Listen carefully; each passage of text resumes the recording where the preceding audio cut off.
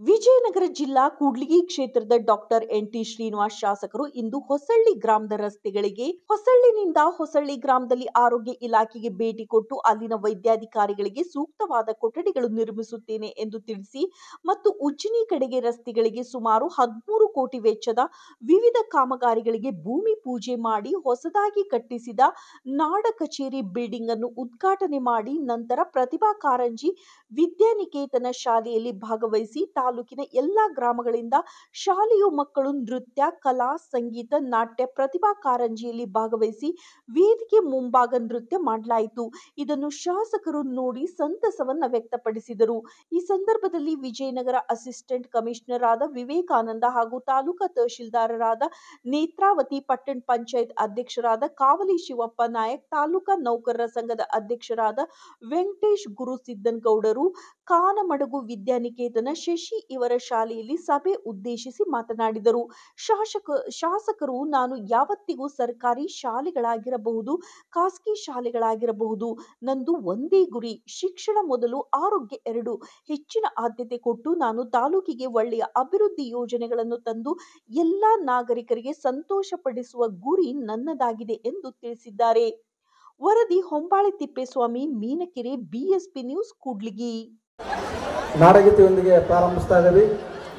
ದಯವಿಟ್ಟು ಎಲ್ಲ ಶಿಕ್ಷಕರು ಮತ್ತು ಮಕ್ಕಳು ಎದ್ದು ನಿಂತು ನಾಡಗೀತೆ ಮತ್ತು ರೈತಗೀತೆಗೆ ಗೌರವವನ್ನು ಸಲ್ಲಿಸಬೇಕಂತ ಕೇಳ್ತಾ ನಾಡಗೀತೆಯನ್ನು ನಾಗೇಶ್ ಮತ್ತು ತಂಡದವರು ನಡೆಸಿಕೊಡ್ಬೇಕಂತ ಒಂದು ಕೇಳ್ಕೊಳ್ತಾರೆ.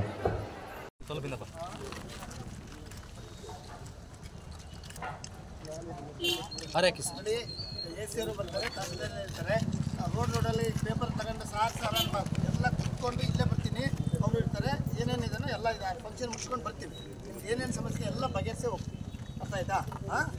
ಯಾರ್ಯಾರು ಏನಾದರೂ ಈ ರೆವಿನ್ಯೂ ಇಶ್ಯೂಸ್ ಇದಾವ ಬೇಗ ಸ್ವಚ್ಛಾಗಿ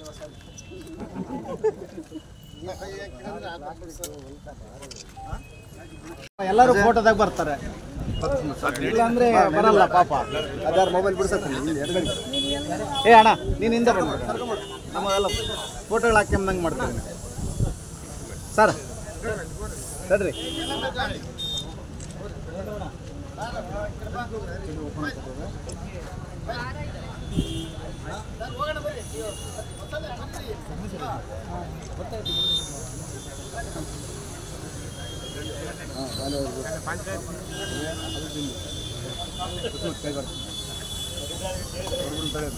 ಏ ಅಣ್ಣ ಮೊಬೈಲ್ ಸರ್ ಹಿಂಗೆ ಇಟ್ಕೊಡ್ರಿ ಸರ್. ಇಲ್ಲ ನೋಡ್ರಿ ಹಂಗೆ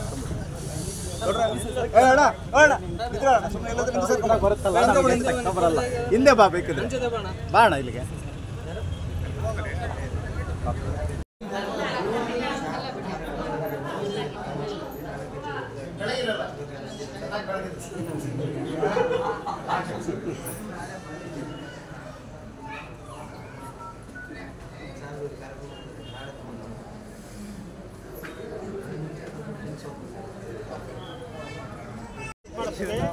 ಜವಾಬ್ದಾರಿ ಬೋರ್ಡ್ ಹಾಕಿಲ್ಲ, ಹಂಸ ಹಾಕಿಲ್ಲ, ಇವರೆಲ್ಲ ಜವಾಬ್ದಾರಿ ರೋಡ್ ತರ್ತೀವಿ ನೋಡ್ಬೇಕು. ಎಷ್ಟು ದಿನ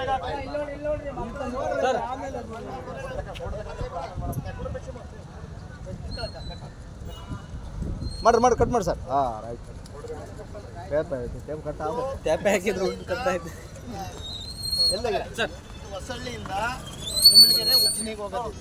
ಅದು ಉಜ್ಜಿನಿ ಒಂದು ಧಾರ್ಮಿಕ ಕ್ಷೇತ್ರ ಆಗಿರೋದ್ರಿಂದ ಎಲ್ಲ ರೀತಿ ಅದಕ್ಕೆ ಒಳ್ಳೆ ರೀತಿ ಕನೆಕ್ಟಿವಿಟಿ ಕೊಡಬೇಕು ಅನ್ನೋದ್ರಿಂದ ಈ ಕೂಡ್ಲಿಗಿಂದನೂ ರಸ್ತೆ ಆಗ್ತದೆ. ಈಗ 4 ಕಿಲೋಮೀಟ್ರ್ ಉಳ್ಕೊಂಡಿದೆ, ಅದು ಕೂಡ ಅನುಮೋದನೆ ಆಗಿದೆ. ಇಲ್ಲಿಂದ ಈಗ ಕಿತ್ಲಿಂಗನಟ್ಟಿ ಇದ್ರವರೆಗೂ ಆಗಿದೆ. ಈಗ ಮುಂದಕ್ಕೇನು ಮತ್ತೆ ಇನ್ನೂ ಬೈತುಂಬರವರೆಗೂ ನೆಕ್ಸ್ಟ್ ಅದು ಮುಂದೆ ಇನ್ನೂ 6 ಕಿಲೋಮೀಟ್ರ್ ಮತ್ತೆ ಆಗಿದೆ. ಈಗ ಅದು ಟೆಂಡರ್ ಆಗಿದೆ. ಅದು ಹಂಗೆ ಮುಗಿಸಿ ಮುಂದಿನ ವರ್ಷ ಅಷ್ಟೊತ್ತಿಗೆ ಕಂಪ್ಲೀಟ್ ನಿಂಬಳಗೆರೆವರೆಗೂ ಟಚ್ ಕೊಡ್ತೀವಿ. ಆಮೇಲೆ ಆ ಕಡೆ ಗಣಗಟ್ಟೆಯಿಂದನೂ ಡಬಲ್ ರೋಡ್ ಆಗಿದೆ, ಗಣಗಟ್ಟೆ ಊರಿಂದ ನಿಂಬಳಗೆರೆವರೆಗೂ. ಸೊ ನಿಂಬಳಗೆರೆಯಿಂದ ಈಗ ಆಗಲೇ ಆಗಿದೆ. ಸೊ ಯಾವ ಮೂಲೆಯಿಂದ ಕೂಡ ಉಜ್ಜಿನಿ ಕ್ಷೇತ್ರಕ್ಕೆ ಒಳ್ಳೆ ರಸ್ತೆ ಬೇಕು ಅಂತೇಳಿ. ಇದು ಸ್ಟೇಟ್ ಹೈವೇ ಆದರೆ ಕೂಡ ಬರೀ 3.25 ಮೀಟ್ರ್ ಇತ್ತು. ಸೊ ಈಗ 5.5 ಮೀಟ್ರು ರಸ್ತೆ ಅಗಲೀಕರಣ ಜೊತೆಗೆ ಅಭಿವೃದ್ಧಿ ಎರಡೂ ಆಗಿದೆ. ಸೊ ನೆಕ್ಸ್ಟು ಮುಂದಿನ ವರ್ಷ ಅಷ್ಟೊತ್ತಿಗೆ ಎಲ್ಲ ಕಂಪ್ಲೀಟಾಗಿ ನಿಂಬಳಗೆರೆಗೆ ಟಚ್ ಕೊಟ್ಟು ಕಂಪ್ಲೀಟ್ ಮಾಡಿ. ಸರಿ ಸರಿ ಒಳ್ಳೆಯದು ಸರ್. ಈ ಕಡೆ ಇದ್ದಾನೆ ಯಾರಪ್ಪ ಡಿಪಾರ್ಟ್ಮೆಂಟ್ ನೋಡ್ರಿ, ನಿಮ್ಮ ಜವಾಬ್ದಾರಿ ಯಾರು? ಸರ್ ಆಲ್ರೆಡಿ 2 ಅದರ ಕ್ಯಾಪೆ ವರ್ಕ್ ಆಯ್ತು ಸರ್ ಇದು ಬೊಮ್ಮಣ್ಣ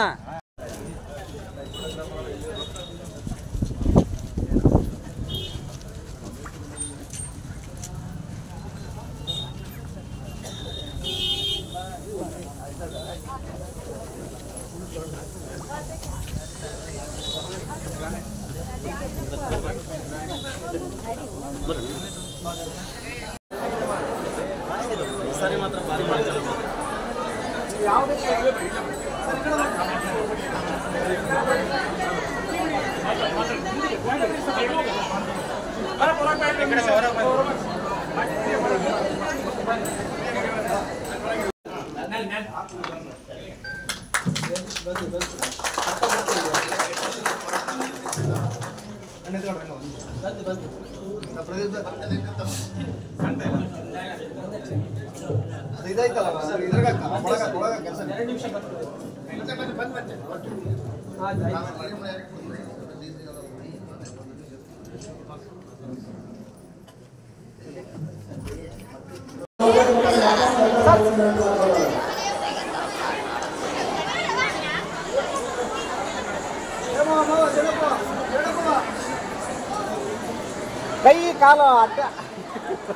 ಕೈ ಕಾಲ ಅಡ್ಡಾಡಿಸ್ಬೇಡ್ರಪ್ಪ.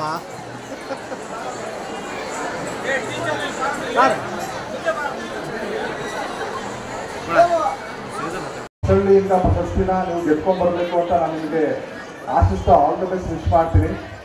ಸೊ ಇಲ್ಲಿ ನಾನು ಅಬ್ಸರ್ವ್ ಮಾಡ್ದಂಗೆ ನಮ್ಮ MLA ಸರಿಗೆ ಎಷ್ಟು ಶಿಕ್ಷಣದ ಬಗ್ಗೆ ಒಲವಿದೆ, ಈ ಒಂದು ಭಾಗಕ್ಕೆ ಶಿಕ್ಷಣ ಕೊಡಿಸ್ಬೇಕು ಅಂತ ಅವ್ರು ಹೇಳ್ತಾರೆ. ಅಂದರೆ ಪ್ರತಿ 15 ದಿನಕ್ಕೊಮ್ಮೆ ತಿಂಗಳಿಗೊಮ್ಮೆ ಫೋನ್ ಮಾಡಿ ಹಾಸ್ಟೆಲ್ ಹುಡುಗರಿಗೆ ಅವ್ರು ಬರ್ತರು ಸರ್ವ್ ಮರೆಯಲ್ಲ, ಇದೊಂದು ಸೀಟ್ ಬೇಕೇ ಬೇಕು ಸರ್, ಇದೊಂದು ಸೀಟ್ ಕೊಡಿಸಿ ನಮಗೆ ಅನ್ಬಿಟ್ಟು ಅಂತ. ಸೊ ಆ ಒಂದು ಬೇಡಿಕೆ ಇಲ್ಲಿ ಜಾಸ್ತಿ ಆಗಿದೆ. ನಮ್ಮ ಮಕ್ಕಳು ಮೊರಾರ್ಜಿ ದೇಸಾಯಿ ಹಾಸ್ಟೆಲ್ಗಳಲ್ಲಿ ಓದಿದ್ರೆ ಮತ್ತು ಬೇರೆ ಗೌರ್ಮೆಂಟ್ ಶಾಲೆಗಳಲ್ಲಿ ನಮ್ಮ ಮಕ್ಕಳಿಗೆ ಸೀಟ್ ಸಿಕ್ಕಿದ್ರೆ ಅವ್ರಿಗೆ ಭಾಳ ಅನುಕೂಲ ಆಗುತ್ತೆ. ಶಿಕ್ಷಣದ ಮಟ್ಟ ಏನಿದೆ ಸರ್ಕಾರಿ ಶಾಲೆಗಳಲ್ಲಿ ಹಾಸ್ಟೆಲ್ಗಳಲ್ಲಿ ಶಿಕ್ಷಣದ ಮಟ್ಟ ಕ್ವಾಲಿಟಿ ಇನ್ಕ್ರೀಸ್ ಆಗಿದೆ. ಸೊ ಅದಕ್ಕೋಸ್ಕರ ಮಕ್ಕಳನ್ನ ನಾವಲ್ಲಿ ಸೇರಿಸಬೇಕು ಅನ್ನೋ ಒಂದು ಅರಿವು ಮೂಡಿದೆ. ಸೊ ಆ ಒಂದು ಅರಿವು ಮೂಡಿರೋದೇ ನನ್ನ ಪ್ರಕಾರ ನನಗೆ ಅಚ್ಚರಿ ಇಲ್ಲಿ. ಯಾಕಂದರೆ ಈ ಒಂದು ಭಾಗದಲ್ಲಿ ಶಿಕ್ಷಣ ಮತ್ತು ಆರೋಗ್ಯ ಈ ಎರಡು ಒಂದು ಮೂಲಭೂತ ಅಂಶಗಳೇನಿದೆ ಇದು ಭಾಳ ಒತ್ತು ಕೊಟ್ಟು ನಾವು ಇಲ್ಲಿ ಬೆಳೆಸಬೇಕಾಗಿದೆ.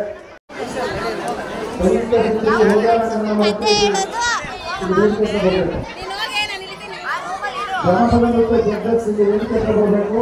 ಜನಪದ ನೃತ್ಯವನ್ನು ವೇದಿಕೆಯನ್ನು ಪ್ರಾರಂಭ ಮಾಡಬೇಕು.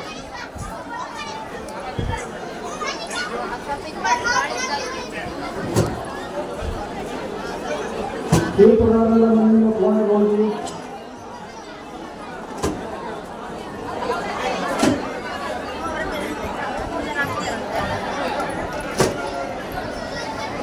ಆತಂಕಕ್ಕೊಳಗಾಗೋದು ಬೇಡ.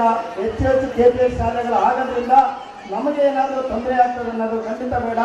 ಕ್ವಾಲಿಟಿ ಮತ್ತು ಉತ್ಕೃಷ್ಟ ಗುಣಮಟ್ಟದ ಶಿಕ್ಷಣ ಕೊಟ್ಟರೆ ಯಾರಿಗೂ ತೊಂದರೆ ಆಗೋದಿಲ್ಲ. ಎಲ್ಲಿ ಅಬಲರಿರ್ತಾರೋ, ಎಲ್ಲಿ ತೊಂದರೆಗಿರ್ತಾರೋ, ಯಾರು ಶಿಕ್ಷಣದಿಂದ ವಂಚಿತರಾಗ್ತಾರೋ ಅಂಥವ್ರಿಗೆ ಮಾತ್ರ ಉತ್ತಮ ಒಂದು ಶಿಕ್ಷಣ ಒದಗಿಸೋಕ್ಕೆ ಸರ್ಕಾರ ಇದೊಂದು ನಿರ್ಧಾರ ಕೈಗೊಂಡಿದೆ. ಈ ಒಂದು ವಿಷಯಕ್ಕೆ ನಿಜವಾಗ್ಲೂ 7 KPS ಶಾಲೆಗಳು ಮಂಜೂರು ಅನುಮೋದನೆ ಕೊಟ್ಟಂಥ ನಮ್ಮ ಘನ ಸರ್ಕಾರದ ಸನ್ಮಾನ್ಯ ಮುಖ್ಯಮಂತ್ರಿಗಳಾದ ಸಿದ್ದರಾಮಯ್ಯ ಸಾಹೇಬರಿಗೆ ಮತ್ತು ಉಪಮುಖ್ಯಮಂತ್ರಿಗಳಾದಂಥ DK ಶಿವಕುಮಾರ್ ಸಾಹೇಬರಿಗೆ ಮತ್ತು ನಮ್ಮ ಶಿಕ್ಷಣ ಸಚಿವರಾದಂಥ ನನ್ನ ಆತ್ಮೀಯರಾದಂಥ ಮಧು ಬಂಗಾರಪ್ಪ ಸರ್ಗೆ ಕೂಡ ನಮ್ಮ ತಾಲೂಕಿನ ಸಮಸ್ತ ಜನತೆ ಪರವಾಗಿ ತುಂಬ ಧನ್ಯವಾದಗಳನ್ನು ತಿಳಿಸ್ತಾ, ಈ ಒಂದು ಯಾವುದೇ ರೀತಿ ಯಾರಿಗೂ ಆತಂಕ ಪಡಬೇಡ. ನೀವು ಒಂದು ಬೆಸ್ಟ್ ಸ್ಕೂಲ್ಸ್ನ ಮಾಡಿ ಒಂದು LKGಯಿಂದ PUC ವರೆಗೂ ಉತ್ತಮ ಶಿಕ್ಷಣ ಕೊಡೋದಕ್ಕೆ ಮತ್ತು ಆ ಮಕ್ಕಳ ಒಂದು ಜೀವನಕ್ಕೆ ಒಂದು ಉತ್ತಮ ವೇದಿಕೆ ಆಗೋ ನಿಟ್ಟಿನಲ್ಲಿ ನಾವು ಉತ್ತಮ ಒಂದು DPR ಮಾಡಿಬಿಟ್ಟು ಒಂದು ಒಳ್ಳೆ ಶಾಲೆಗಳು ಮಾಡ್ತೀವಿ ಅಂತ ಹೇಳ್ತಾ, ಯಾಕೆ ಅಂತಂದರೆ ನಾನು ಇವೆಲ್ಲ ಯಾಕೆ ಹೇಳ್ತೀನಿ ಅಂತಂದರೆ, ಎಷ್ಟು ಖಾಸಗಿ ಸಂಸ್ಥೆಗಳು ಶಾಲೆಗಳಿಗೆ ಕೂಡ ನಾನು ಕೂಡ ಸರ್ಕಾರಿ ಶಾಲೆಯಲ್ಲೇ ಮತ್ತು ಸರ್ಕಾರಿ ಆಸ್ಪತ್ರೆಯಲ್ಲೇ ಕೂಡ ನಾನು ಎಜುಕೇಷನ್ ಮಾಡಿದ್ದೀನಿ. ಸರ್ಕಾರಿ ಓದಿರೋದ್ರೆ ಕಡಿಮೆ ಇರೋದಿಲ್ಲ. ಇವೆಲ್ಲ ತಿಳ್ಕೋಬೇಕು. ಸೊ ಉತ್ತಮ ಶಿಕ್ಷಣ ಎಲ್ಲಿ ಸಿಗ್ತದೋ ಅಲ್ಲಿ ಅವರವ್ರ ಜೀವನ ರೂಪಿಸ್ಕೊಳ್ಬೇಕು.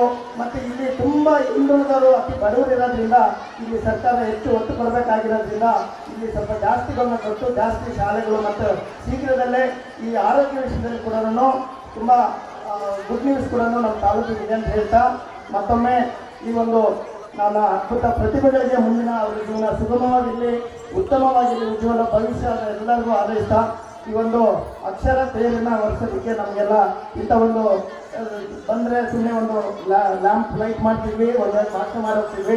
ಆದರೆ ಒಂದು ವಿಶೇಷವಾಗಿ ಇವತ್ತು ಮಕ್ಕಳ ಕನ್ನಡದೊಂದಿಗೆ ಮತ್ತು ಯಾವಾಗಲೂ ತಾಲೂಕು ಹೆಡ್ ಕ್ವಾರ್ಟರ್ ಮಾಡ್ತೀವಿ. ಈ ಹೋಬಳಿ ಮಟ್ಟದಲ್ಲಿ ವಿಶೇಷವಾಗಿ ನನಗೂ ಒಂದು ಭಾಳ ಆಸೆ ಇತ್ತು, ಹೊಸಳ್ಳಿಲಿ ಒಂದು ಉತ್ತಮ ವೇದಿಕೆ ಮಾಡಬೇಕಂತೇಳಿ. ಇವತ್ತೆಲ್ಲ ನಮ್ಮ ಮುಖಂಡರು ನಮಗೆ ಎಲ್ಲ ಸಾಥ್ ಕೊಟ್ಟು ಈ ಒಂದು ಕಾರ್ಯಕ್ರಮಕ್ಕೆ ಎಲ್ಲ ಬಂದು ಸಾಥ್ ಕೊಟ್ಟಿದ್ದಾರೆ. ಸೊ ಮತ್ತೊಮ್ಮೆ ಎಲ್ಲರಿಗೂ ಈ ಒಂದು ಕಾರ್ಯಕ್ರಮ ಯಶಸ್ವಿಯಾಗಿ ಹಾರೈಸ್ತಾ ನನ್ನ ಮಾತು ಮುಗಿಸ್ತೀನಿ. ಜೈ ಹಿಂದ್, ಜೈ ಕರ್ನಾಟಕ.